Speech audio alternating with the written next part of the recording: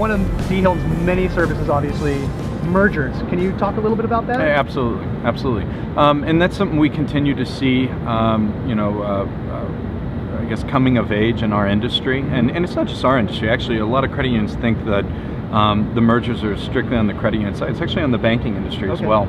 Our industry and the bank industry consolidates at about a 4% rate per year, and obviously that begs the question why. And what we're seeing in our mergers practice is that at the end of the day, this is to a degree a size business. This is a very low margin environment. Credit unions are really struggling to make every penny that they can, and so what we're seeing is that the costs are not going down. So when you look at benefit expenses, you look at IT costs. The member wants mobile banking. They're not going to pay a penny for it.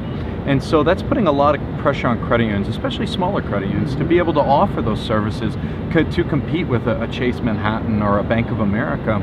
And obviously mergers is a terrific avenue to look at in terms of member value, and we're increasingly seeing that, especially the last 4 or 5 years, becoming very prevalent. In our mergers practice, we'll do all types of different things, from helping credit unions to find a partner if they want to explore a partnership with multiple credit unions. We'll actually, I guess, act as matchmaker, if you will, to line those up. We also help credit unions through the due diligence process, or even merger of equals. Even at a $200, $300, $500 million credit union, there's a lot of challenges with competing with a large regional or national bank.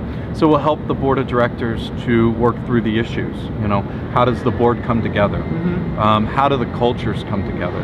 How does the management team come together? What do you do well? What products do you have? What services do you offer?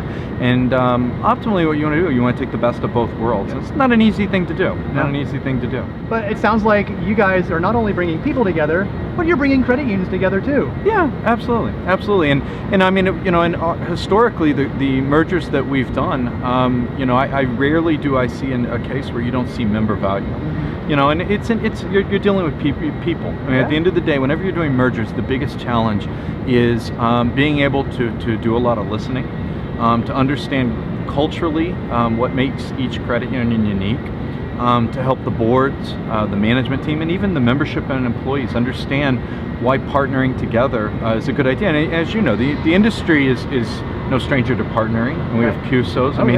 We share information, and so and you're going to see that continue as we move forward, despite the rate environment, whatever it might be. Is you're going to see more and more credit unions looking for partnerships. That's good.